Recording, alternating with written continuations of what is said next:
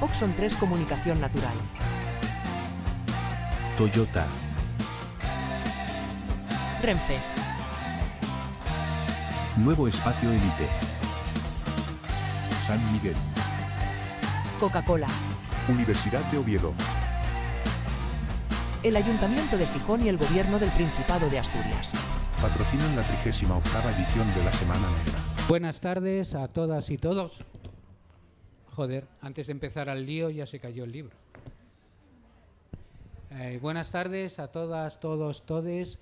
Bienvenidos a esta presentación de un libro largamente demorado, porque empezamos a hablar de este libro hace 3 años y expusimos los originales de este libro en la Semana Negra, con la condición de que ese año que se iba a publicar el libro, pues vendría a presentarlo Miguel Anso.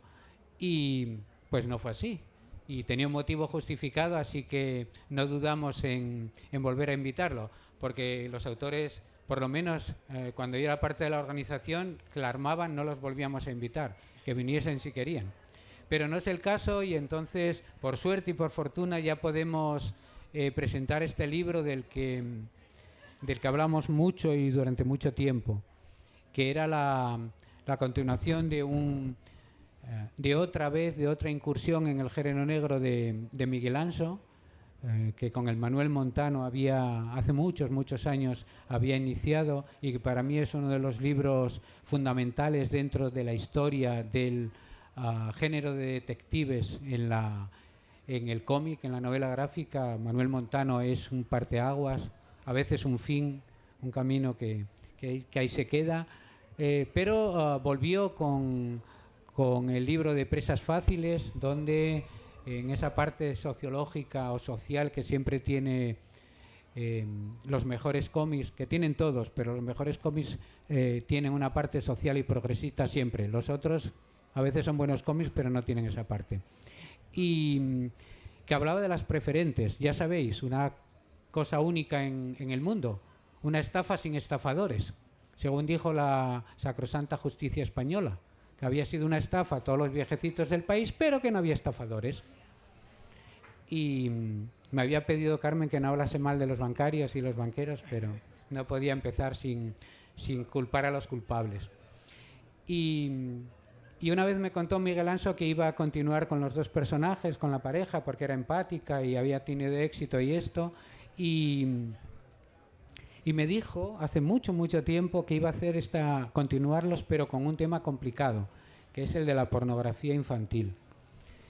Y yo le dije, ¡puf! Eso es un charco. ¿Dónde te vas a meter en un charco, sí o también? Y él dijo, no, pero yo sé tratarlo, tengo... Está mintiendo.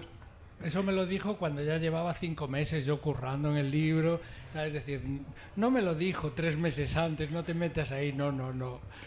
Mucho después me dijo, uy, ¿dónde te has metido? Es decir, utilizando ya el pasado, ¿dónde te has metido? No ¿dónde te vas a meter? Tenemos una disfunción como Regreso al Futuro. Y me decía, no, pero tengo un asesor que es comisario de policía y tal, y no sé qué. Yo, un comisario de policía, ahí sí que hay tema. Pero no, al final miramos un poco, como os decía, en los originales, y que es una cosa que, si por ejemplo estuviese este año la exposición, es maravillosa y tristísima a la vez. Ver originales de cómic y luego ver un cómic es como, no sé, un laberinto y un desierto, porque son tan impactantes algunas páginas que luego nunca la reproducción puede igualar eso, ¿no? Y el libro es maravilloso, como no tenéis que ver los originales, pues más maravilloso todavía. Y para tristeza de casi todos, la edición gallega es todavía mucho mejor que la edición en castellano, con lo cual, y lomo de tela y todo eso. Esto ya te lo currarías para convencer al editor de que... Ahí ya sabes que Kiko da Silva, que es el editor, es autor y es editor en Retranca Editorial, y bueno, es un caso aparte, porque, como él mismo reconoce, no vive de la editorial, con lo cual es más caprichoso que los autores a los que publica, con lo cual su propuesta siempre, a mí siempre me echa para atrás, siempre le digo, Kiko, tío, piénsalo 2 veces, a ver si realmente, no, sí, le voy a poner una sobrecubierta con el pacto del letargo, un acetato con una impresión tal para que quede. Buah. No, a Kiko no hay que... De hecho, como no está aquí y tal, su mayor leitmotiv es hacer en Galicia una edición mejor que el editor en castellano. Entonces eso ya le compensa como 3 meses de sueño, ¿no? Dice, los de Norma están que se muerden las uñas. Bueno. Pero es un santo, porque teniendo el libro antes decía, no, lo voy a sacar después de Norma. ¿Cómo que lo vas a sacar después de Norma? Sácalo antes, todos los gallegos se lo comprarán. No, porque hay que ser fair play. Fair play, tú le rompes la pierna y luego lo que pasa en el campo queda en el campo. No, Kiko es así. Oye, ¿y por qué de la idea inicial, aquella que tenías, cuando comentábamos aquello, porque siempre cuando lo piensas hay un 100%, vas quitando cosas, ¿qué quedó de toda aquella idea que tenías al principio, de un tema tan complicado de tratar? ¿Cómo fue la evolución? En realidad no fue tanto lo que quedó de la idea inicial como lo que tuve que purgar de lo que me fui, iba a decir encontrando. Me fui encontrando por pura ignorancia. Es decir, en cierto modo fueron muy paralelos los dos procesos. El de las preferentes nace con una noticia que yo escucho en la radio un día mientras preparamos el desayuno en casa, mi mujer y yo, tal, no sé qué, ella se va a ir para el instituto, estamos escuchando, una pareja que se suicida en Palma de Mallorca, preferentes, ¿qué es esto? Tal.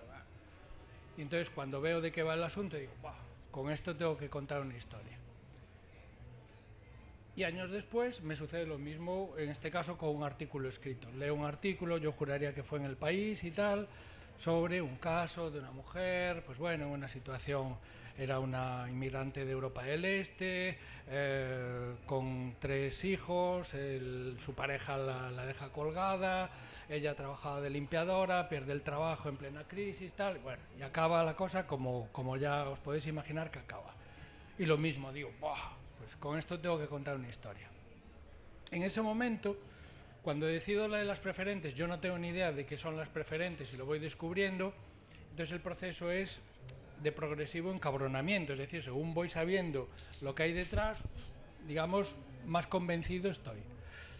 En este caso fue un poco, no voy a decir lo contrario, fue un viaje al corazón de la tormenta. Es decir, yo empiezo por un caso llamativo que leo en las noticias y cuando empiezo a averiguar un poco más y hago búsquedas, al cabo de unos meses hablo con Luis García Mañá, con este comisario principal de la policía, y digo, Luis, estoy con un proyecto nuevo, un libro nuevo, qué bien, ¿y sobre qué va? Sobre pornografía infantil. Bueno, sabéis que los silencios por teléfono se multiplican en su percepción del tiempo. Si el silencio es de 2 segundos, a ti te parecen 2 horas. Bueno, pues el silencio de Luis debió de ser como de 5 horas, porque yo era, joder, se habrá cortado, ¿qué pasó aquí? Entonces él sí que me dijo, ¿pero tú sabes dónde te has metido? Yo, bueno, sí, claro, es que llevo 3 meses así buscando cosas y claro, ya veo que es como...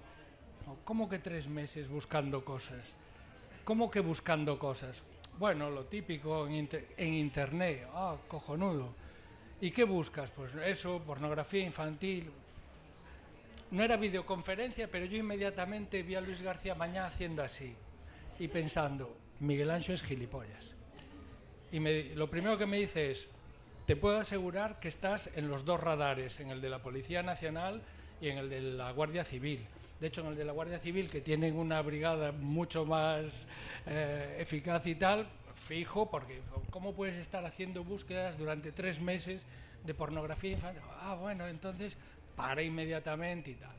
Entonces, a partir de ahí, él me empieza a pasar datos, hasta que al cabo de poco tiempo más, 2 meses o 3, le digo, Luis, no quiero más información, no quiero más. De hecho, entonces ahí es donde empieza el proceso, a quitar cosas. Es decir, tener que hacer un montón de barreras y decir, bueno, pornografía infantil, no voy a entrar en la pederastia, no voy a entrar en el tráfico de niños, nada, es decir, no voy a entrar porque no puedo yo personalmente. Y fue un proceso de desbroce de esa idea inicial para que fuese legible para el lector finalmente y asumible para mí como autor, es decir, yo lo tenía que dibujar. Hay una cosa, tú ya me lo has escuchado muchas veces, pero a mí me obsesiona. El cómic es la tangada mayor del reino, es decir, te tiras 2 años con el mismo... Si escribes, planificas, dibujas y pintas y tal, son 2 años como mínimo con esa historia encima de la mesa. Y además estás tú solo en el estudio, es decir, no estás socializando como si estás haciendo una peli o una serie o tal, y mira, tal. No, estás tú solo.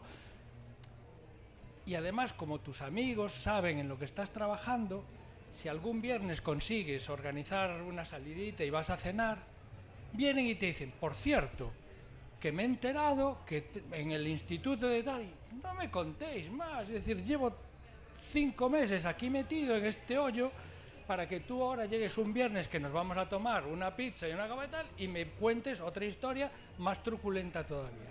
Entonces, llega un momento en que, claro, es mucho peor bajar a la mina o ir a pescar al gran sol, eso lo tengo claro, pero estar tú solo en el puñetero estudio durante 8 o 10 horas al día, con esa historia encima de la mesa, tú te levantas, te vas para casa, mañana te toca a ti hacer la compra, sí, vale. Ir al supermercado es casi como si te dieran vacaciones. Vas allí, tal, ay, qué bien, compras los pepinillos y no sé qué, tal. Y llegas a la mesa y allí está la página 25, que no avanzó, sí, donde tú la has dejado, allí está. Y entonces dices, pues voy en la 25, son 80, pues me queda año y medio. Entonces, todo esto os lo digo para que os dé un poco de pena. Entonces, para que después cuando lo leáis tengáis esa empatía así especial. Entonces, yo era consciente, es decir, tenía que conseguir tratar un tema evidentemente desagradable y de tal manera que al lector le supusiese el atractivo mínimo como para continuar la historia y hacer la reflexión final que yo más o menos intentaba con un medio que es modesto, que no es un tratado sociológico, pero que intenta plantearse con el lector pues ciertas preguntas, qué hacemos en esta sociedad, cómo nos planteamos determinadas cosas, pero para eso tengo que conservarlo dentro, no lo puedo expulsar, no le puedo poner una escena en la que el lector pues, le resulte ya inasumible y prefiera cerrar el libro. Entonces ese fue el trabajo principal del que tú decías. ¿Qué quedó? Pues quedó lo que al final a mí me parecía que me iba a permitir conectar con esa persona que tuviese el libro en las manos y que igual lo estaba leyendo a las 11:30 de la noche, yéndose para cama antes de ir a currar al día siguiente. Entonces tenía que tener la dosis justa para no echarlo fuera. Luego hablamos, si quieres, un poco del aspecto formal del libro, pero antes un poco de los dos personajes protagonistas de la serie, Tavares y Sotillo, que bueno, yo creo que es un género dentro del género, el de una pareja de investigadores de la policía, chico y chica, que van a tener una actividad continuada y tal. Y como es la segunda, se desarrolla un poco más dentro de lo lento que vas en este tema de como pareja, ¿no? Que está con una mujer que es mucho más dura que su acompañante. ¿Lo pensaste así desde el principio? ¿Tienes pensado continuar con la historia de estos dos personajes? ¿Vas a desarrollar la relación entre ellos? Sobre este aspecto, es decir, los personajes de las historias, ¿qué podemos esperar? Nada, no. A ver, entre otras cosas hubo una segunda historia porque en su momento, cuando la acabé, en conversaciones, pues así ya de sobremesa y tal, con amigos, con editores y tal, yo comentaba, es la primera vez, pagué la novatada. Eso son de esas lecciones de humildad que es bueno seguir recibiendo, tengas la edad que tengas, ¿no? Yo estaba convencido, bueno, llevo 40 años contando historias, a estas alturas ya sé cómo hacerlo, de principio, para pues me apetece hacer una incursión y voy a hacer un policíaco, ¿no? Un thriller. Bien, pues yo había sido lector, había sido espectador, vi películas, leí muchas novelas, tal, pero no controlaba realmente lo que iba a ser contar un thriller, un policíaco en cómic. El policíaco es un género devorador de páginas. Es decir, yo en mis libros, que estaba acostumbrado a poner a los personajes a hablar, que filosofasen, que discutiesen, que tal. Entonces, es mi primer libro, y no destripo nada porque tal, y mato a 7 personas. Entonces, claro, 7 muertos son como mínimo 21 páginas. 3 páginas por muerto, porque alguien tiene que llegar, tiene que levantar el muerto, tiene tal, y quién era este era tal, tal. Hostia, ya me comí 21 páginas del libro solo matándolos. Aún no sabemos ni por qué, y ya. Entonces, cuando acabé el libro, que yo no quería que se extendiese más, por primera vez tuve la sensación de, y es un discurso que me jode mucho, porque que yo era la primera vez que no conocía a mis personajes. A ver, decir estas cosas en este tipo de eventos es arriesgado, porque te vienen los colegas y a mí, cuando alguien dice lo de es que el personaje tiene vida propia y él toma... A mí jamás. Es decir, si yo quiero que el personaje se emborracha, se emborracha. Si yo no quiero, el tío, por más que se empeñe, no se va a emborrachar. Entonces, a mí los personajes no se me van de las manos. Lo que sí es que se acabó y dije, hostia, pues yo no sé qué música escuchan, no sé qué hábitos tienen cuando salen de la comisaría, no sé nada de ellos. Hostia, pues...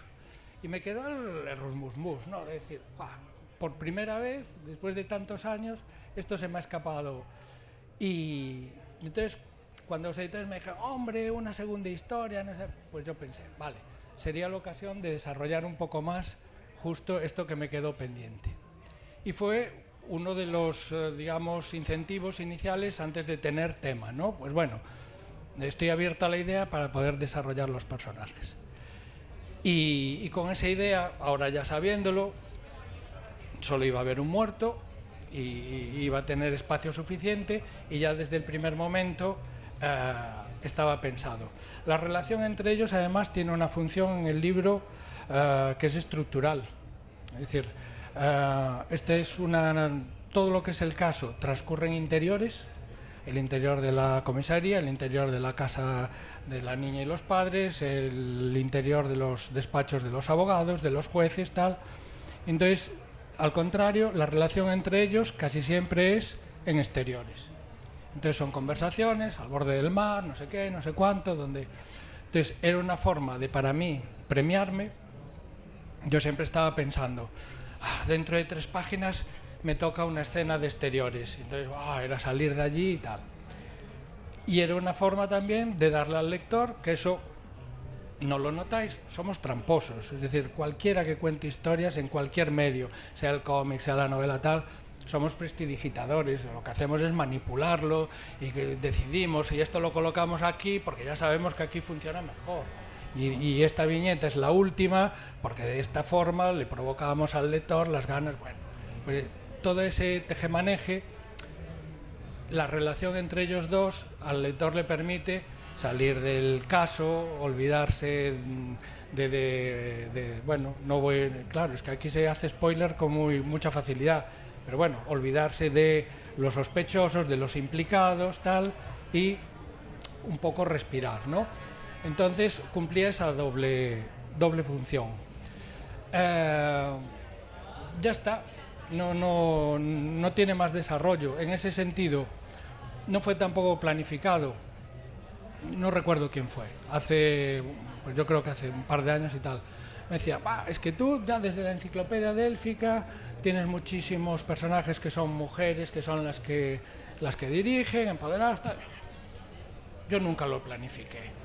Yo me ligué cuando tenía 17 años con una tipa que estaba estudiando en la universidad, que sacaba muchas mejores notas que yo, Entonces, nunca fue una reflexión. Para mí fue siempre lo habitual. Pues bueno, son las personas. Mi hermana es microbióloga, tal, doctora, tal. Pues para mí era de lo más normal pensar en personajes así. Nunca fue un acto militante. Y entonces en este caso es que me gustaba el planteamiento. Este es un pequeño spoiler, pero que ahí me ayudó también el comisario. Hay un equipo de Policía Nacional, está por aquí, ¿cómo se llama nuestro poli? No, el de la organización, Rafa. Rafa no está, ¿no? No, porque si me desmiente ahora en público, quedo fatal. En teoría, en la Policía Nacional, en un equipo puede haber 2 inspectores. Uno ejercerá como inspector jefe, pero los 2 tienen el mismo rango, tal. Entonces a mí eso me gustaba, tener 2 inspectores. Entonces ella es la inspectora jefe y él es inspector y le ofrece un ascenso, pero tiene que dejar el equipo. Entonces, bueno, intuyes que no, que él se quiere quedar, pues porque le mola. Le mola, pero le mola trabajar con ella, le mola lo distintos que son, pues lo que tú decías, ella es una tipa cartesiana, que se rige por principios lógicos, adora la estadística, adora la ley de probabilidades, y bueno, él es más fantasioso y tal. Entonces, bueno, esa atracción entre esas 2 personalidades, ¿no? Y era lo que me resultaba apetitoso para desarrollar en paralelo al caso, que era muy, muy oscuro. Y lo siento por ellos, pero ahí se han quedado. No sé dónde va a acabar la cosa, porque no va a haber tercero. Eso, como es no va a haber tercero, por lo que os expliqué. Yo mismo me até las manos. Yo no puedo ahora reconvertir a Tavares y a Sotillo en unos polis que investiguen la muerte de un yonki que aparece ahí en una esquina y en la que está implicado un burgués de tal, porque el primero fue sobre las preferentes, el segundo es sobre la pornografía infantil, y entonces los colegas de la prensa me decían, no, pero tienes temas, tal, la violencia contra la mujer, pues cojonudo, 2 años con un tema así, bueno, pues los muertos en las pateras, la inmigración, pues otra, lo siento, yo creo que ya cumplí, hice estas 2, y entonces como no los puedo reconvertir, pues ahí se quedan. Me da pena, pero no hay solución de continuidad. ¿Se podían ir a trabajar para Acciona o alguna de esas empresas que les dan trabajo luego? No, el aspecto formal del libro, ¿no? Que es con 6 viñetas por página prácticamente, un 6-7, como mucho más aire, lo que tú dices, ¿no? Interiores, pero siempre exteriores, mucho más amable en la parte gráfica que la primera que la de Presas Fáciles. Bueno, Presas Fáciles 1, las preferentes. ¿Por qué? ¿Por qué lo enfocaste así? ¿Recoloreaste la primera parte? Por un asunto, supongo que editorial, pero yo creo que hay un cambio, una evolución diferente en la planificación de la historia, de alguna manera. Básicamente 2 cosas. Una, lo mismo que dije antes, lo de la lección de humildad, ¿no? De decir, bueno, tú puedes llevar 40 años escribiendo historias y de repente encontrarte en una situación y no resolverla con habilidad suficiente.